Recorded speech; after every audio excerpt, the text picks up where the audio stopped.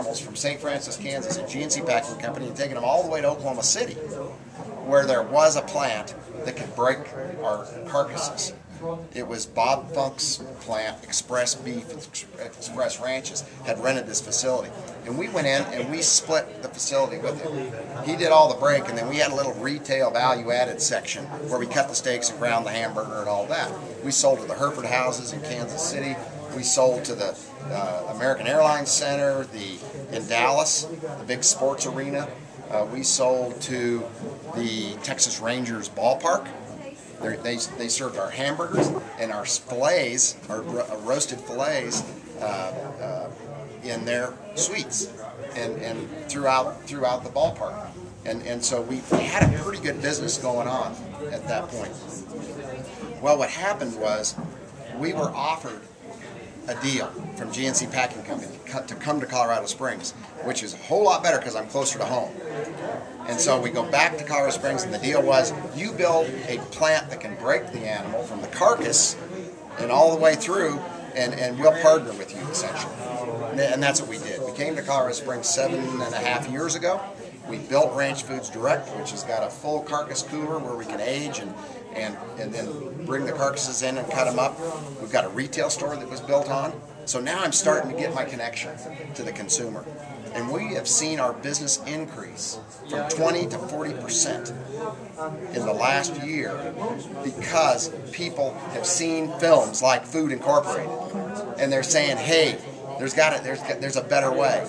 I helped Eric Schlosser with his book, Fast Food Nation, and I'm in that book if you happen to look at it. But I taught Eric a lot about the cattle business. I helped Michael Pollan with Omnivore's Dilemma, and he acknowledges that in the book. And in fact, if you want to know where Michael Pollan got to thinking corn was bad, I did it. I said, Michael, in the industrial model of feeding cattle, we are feeding so much corn that we're making these animals sick. And we have to feed rumensin, we have to feed Tylen to keep them from dying, to keep them from bloating, and to keep their livers from abscessing. And I said, what we've done is we've subsidized the production of corn, and even worse, GMO corn, to be able to have a cheap input for these big cattle feeders, these big industrial operations. Maybe there's 130,000 head in it, like it is in Yuma, Colorado, with the JBS, formerly Montfort Conagra feedlot. And what we have done is we've created a food system that externalizes a lot of their costs with cheap grain that's subsidized, and we've brought it in, and now because that posed a big problem, we have now developed the antibiotics and the technology to keep the animals alive, even though we're feeding them corn way beyond their ability to digest it and utilize it as a ruminant animal. And so this hit, corn's evil, corn's bad, cattle are made to eat grass. Well, it went too far. I got a hold of Michael and I said, hey Michael, we got to fix this. And a beef animal is a ruminant. They can eat grass, they can eat grain, they can eat potatoes, they can eat a lot of stuff. This cow is a gift to humanity. They graze all of these marginal acres where you can't grow crops. All this grass up along those foothills and in the mountains. Cows can turn that into wealth. They eat it, they have a calf, and bam, you've got a $500 present to your community and to your economy. So it's very important. And you know what the other really big deal with a cow is their manure. It's really, really important that we have that manure to put on the land, to fertilize it, to add the organic matter, to build the soil that we need for a sustainable agriculture. And this is one of the biggest problems with industrial agriculture, is they are so big that they concentrate the manure in a very small space, an area. And they're there for 10 or 20 years. Well, what happens to the land around that area? It's got too much manure. So it's becoming a problem. Well, you can't afford to haul it any further. And so it just becomes a bigger and bigger problem. So I was talking to Michael Pollan about this. What advantage to small agriculture and to family farm agriculture is that you've got multi-species of livestock on an operation like we had in Iowa, for example, 30 or 40 years ago. You've got a market for hogs, you've got a market for cattle, you've got a market for chickens, you've got a market for goats and lambs and all of this, and everybody's multi-species. And you got a family that contributes labor and kids that are learning work ethic and all this wonderful stuff. Plus you have really good food that's good for you.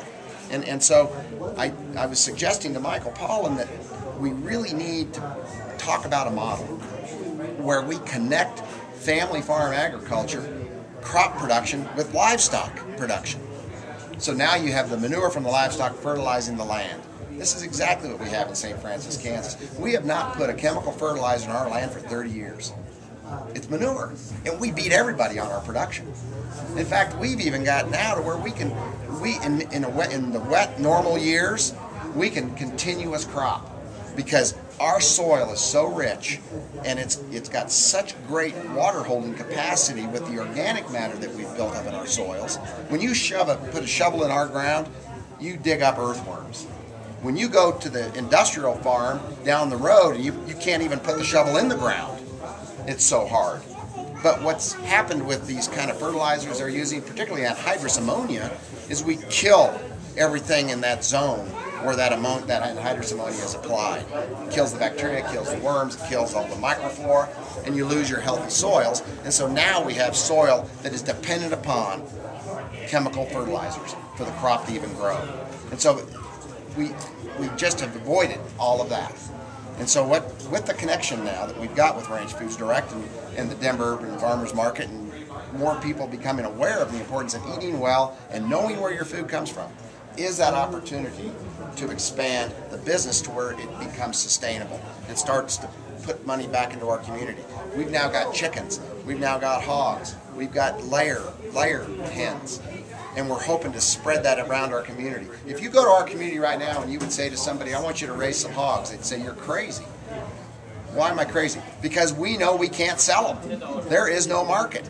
We used to have a lot of hog production around St. Francis, and the big packers concentrated, consolidated, and now it's all in the big industrial operations where they're under roof, hundreds and thousands of hogs in one place.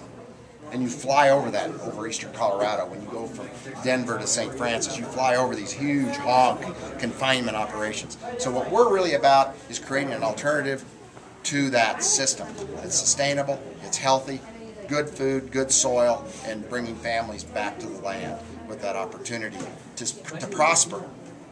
And it's so important that they are not back there enslaved on those farms. They have to be able to pay their bills. They have to be able to live a life that is enjoyable enough that their children want to come back. And in the last 30 years, that has not been the case. Kids have not wanted to go back to farm because life has been intolerable. Parents have filed bankruptcy. They've lost equity. It's just been a real bad situation. So now we have the government that with the new president, the new USDA under Bill Sack and Kathleen Merrigan, they want to build family farm agriculture. And a project that we're working on right now that's really, to me, very exciting is this mobile slaughter processing. And if you go to MikeCallicrate.com and click on mobile processing, you can see all the pictures. You can see everything we did in Colorado Springs a couple weeks ago at Benitucci Farm, where we did 6 beef and a hog and 2 rabbits. And we are now using that unit at St. Francis, Kansas, at our cattle operation. So think about this. Our animals will never in their life, for the most part, get on anything with wheels. They will not get on a trailer. They will not get on a truck. Their carcasses will, in which case you leave 35% of the weight that you would have otherwise transported to market, you leave it back at St. Francis. I'm talking about stuff that builds the soil, stuff you compost, the innards of the animal. We sell the hide to a hide company that comes by and picks it up, and the rendering company comes by and gets other things that we don't need, like the head, the skull and the feet and that kind of thing. That needs hauled off because it doesn't compost well. So the carcass now makes the trip to the marketplace. Think about the difference if you can kill an animal where it is versus hauling it a couple hundred miles. And in this country, they're hauling them 650 miles out of South Dakota to the plants in Kansas where they're slaughtered. That's inhumane. That's just wrong. They did a study in Canada at Olds College where they moved animals as little as 25 miles. And what they found is when you move these animals as little as 25 miles, you had a reduction of 25% in tenderness. Why? Stress, cortisol release, dark cutters. Animals get very upset when you move them around to strange places. And so if you can kill them where they're at, that's a big benefit in meat quality. So we're looking forward to that. But the other thing, again, if we can leave behind what we don't need to transport, much of that goes back into the soil. And we've got a composting operation now that's been approved at our place in St. Francis. Now this is just more organic matter that ends up back in the soil. So you win in a lot of ways. Less freight, so less fuel consumption on your product going to market, because you're not hauling the live animal, you're hauling the carcass, which is 65% of the live weight. Number two, we're building our soils and we're improving meat quality. All you need to make that system work is for people to buy the meat.